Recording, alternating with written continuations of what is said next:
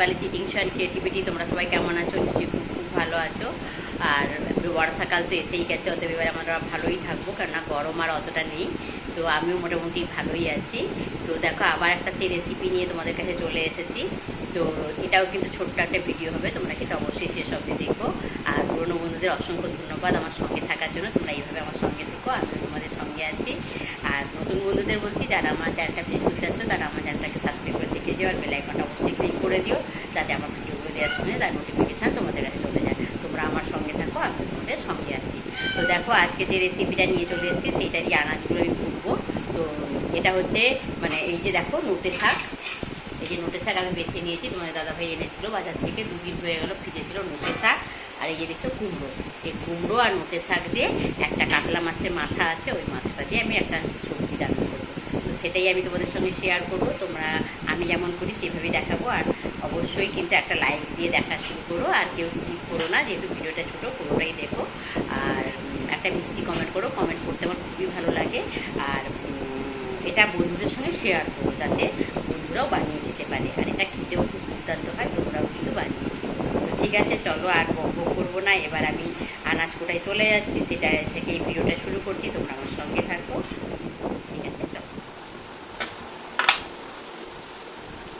তো শাকগুলো আমি বেছে রেখেছি, তাই এটাকে আর বাঁচতে হবে না, এটাকে আমি শুধু কেটে নেবো।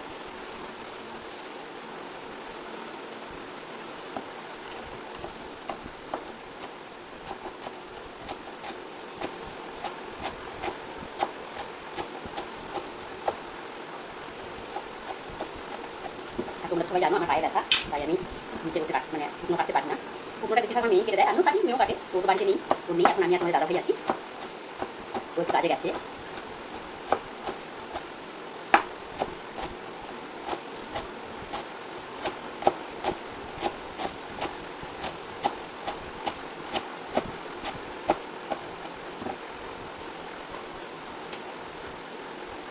শাকটা কাটা হয়ে গেছে, এবার আমি কুমড়োটা কেটে নেবো। তার আগে আমি ছাড়তে ছাড়বো।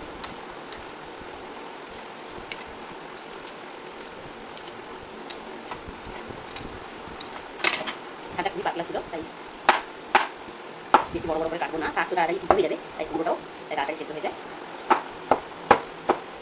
এটা আলুও দেওয়া যেতে পারতো, কিন্তু আমি আলু দেবো না। এই দেখো এইভাবে কেটেছি, এই সাইডে।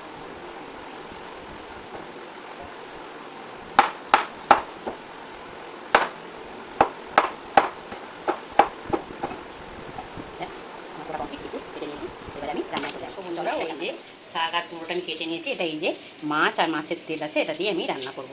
তো এখানে আমি হলুদ নিয়ে নিচ্ছি, আর নিয়ে নিচ্ছি নুন। এটা দিয়ে আমি এখন থেকে মাখিয়ে নিই। মাছের তেলও অনেকটা আছে, দেখো অনেকটি মাছের তেল আছে। আর এটা হচ্ছে একটা কাতলা মাছের মাথা। ওই মাথাটা না বেশ কয়েকদিন আমার ফ্রিজের থেকে গেছিলো, যাই হোক, তাই ভাবলাম এটা একটা সদগতি করতে হবে।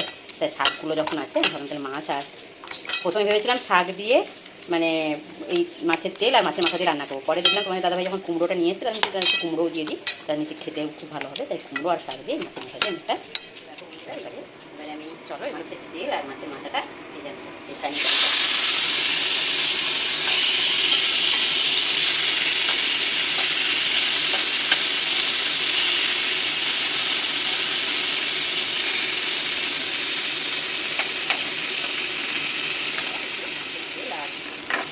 মাথাটা আমি সুন্দর নিয়েছি, যেহেতু এটা একটু বেশি দিন থেকে গেছিলো, তাই মানে এটাকে আমি একটু ভালো করে ভেজে নিচ্ছি, একটু কড়া করেই ভেজে নেবো, কেননা বেশ কিছুদিন তো ফ্রিজের থেকে গেছিলো। তো ভালো করে না ভাজলে হয়তো কোনো গন্ধ টন্ধ বেরাতে পারে, তাই এটাকে আমি এইভাবে মাথাটাকে একটু ভেঙে নিয়েছি। ভেঙে নিয়ে মাছের তেলটা আর মাথাটা একদম সিমে, আঁচটা সিমে করে দিয়েছি, দিয়ে একটু ভালো করে ভেজে নিচ্ছি। এটাই আমি শাকের সঙ্গে অ্যাড করি। কড়াই দিয়ে দিয়েছি, উনুনে বসিয়ে দিয়েছি কড়াই। এবারে আমি তেল দিয়ে দিচ্ছি, যেহেতু মাছের মাথাটা আর তেলেও তেল আছে, তাই খুব একটা বেশি তেল দেবো না। তেল দিয়ে দিলাম, একে একে আমি এবার দেবো 5 ফোড়ন, আর দেবো সাদা আর কালো সর্ষে একটু অল্প করে দেবো।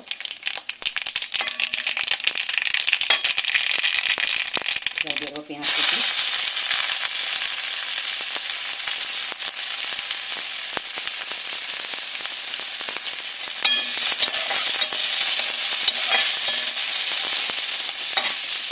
আর দিয়ে দেবো কাঁচা লঙ্কা। কাঁচা লঙ্কাগুলো আমি ছিঁড়ে নিয়েছি, এই সময় দিয়ে দেবো পরিমাণ মতো লবণ,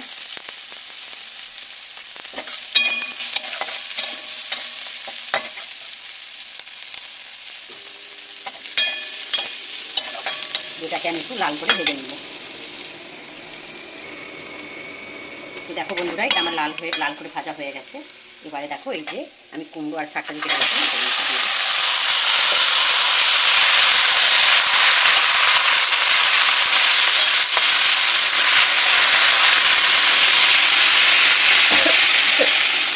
এবারে আমি এখানে দিয়ে দিচ্ছি পরিমাণ মতো হলুদ,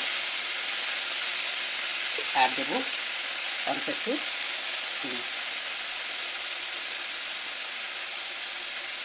ব্যাস। এটাকে আমি এখন একদম গ্যাসটাকে ছিনিয়ে দিয়ে ঢাকা চাপা দিয়ে রেখে দেবো। মশলাটাকে আমি ভালো করে, মশলা তো সেরকম কিছু দিলামই না, দেখলে একদম হালকা পাতলা মশলা দিয়ে করলাম। দিয়ে এটাকে এখন আমি ঢাকা চাপা দিয়ে একদম মাছটাকে ছিনিয়ে করে রেখে দিচ্ছি। তারপরে আবার শাকটা সেদ্ধ হয়ে গেছে, কুমড়োগুলো সেদ্ধ হয়ে গেছে। এবারে আমি এতে ওই যে মাছটা যে ভেজে রেখেছিলাম, এই মাছটা তেল আর মাছের মাথা অ্যাড করে দিচ্ছি।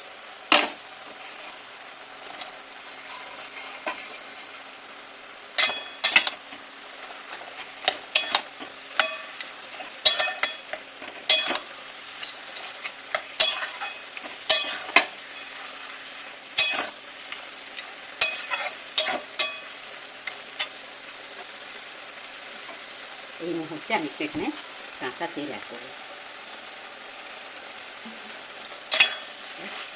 এটাকে আমি সব কিছু তো আমার দেওয়াই আছে, আর একটু ঝোলটা মরে গেলেই, আর এই মাছের মাথাটা যেহেতু দিয়েছি ওটাকেও একটু এটার সঙ্গে মেশাতে হবে। মাছের মাথা আর তেলটা দিয়েছি, তাই এটাকে আর ঢাকা চাপা দেবো না, তাই এইভাবে রেখে দেবো। ঝোলটা মরে গেলেই কিন্তু আমি এটাকে, আমার রান্নাটা কমপ্লিট হয়ে যাবে। মাছের মাথাটাকে আমি ভিতরের দিকে দিয়ে দিচ্ছি, যাতে এটা একটু এই ঝোলটার সঙ্গে এটা একটু সেদ্ধ হয়ে যায়।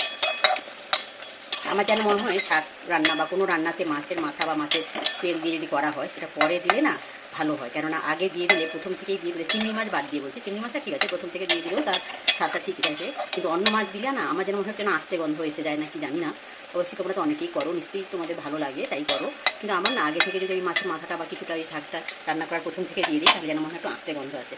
তাই আমি কী করি, রান্নাটা হয়ে এলে লাস্টে এটা আমি অ্যাড করি। তো ঠিক আছে, দেখো এবারে ঝোলটা মরে যায়, ঝোলটা মরে গেলে কিন্তু রান্নাটা দেখো বন্ধুরা, আমার এই শাক দিয়ে মাছের মাথা, শাক আর কুমড়ো দিয়ে মাছের মাথা আর মাছের তেল দিয়ে রান্নাটা আমার কমপ্লিট হয়ে গেছে। এবার আমি গ্যাসটা অফ করে দেবো। এবার গ্যাসটা অফ করে দিয়েছি, এটা হচ্ছে ফাইনাল। অবশ্যই কিন্তু তোমরা কমেন্ট করে বলো কেমন হয়েছে, আর তোমাদের দাদাভাই যখন খাবে তখন আমি তোমাদেরকে জানিয়ে দেবো যে আমি শাকের তরকারিটা দিয়ে খেতে দিয়ে দিয়েছি। তোমাদের দাদাভাই খাচ্ছে, কেমন হয়েছে বলবো। হ্যাঁ ভালো হয়েছে। আসলে মাছের মাথাটা অনেক দিন হয়ে গেছিলো না, একটু ভয় লাগছিল, কিন্তু দেখলাম যে না ভালোই আছে। কাতলা মাছের মাথাটা, এটা রুই মাছের মাথাটা এখনও আছে, ভালো হয়েছে। বন্ধুরা দেখলে তোমাদের দাদাভাই বলে দিল শাকটা খেয়ে, ওই মাছের মাথা দিয়ে যে শাকটা করেছিলাম ভালো হয়েছে। তো ভিডিওটা আর বাড়াচ্ছি না, সবাই খুব খুব ভালো থেকো, সুস্থ থেকো, সাবধানে থেকো।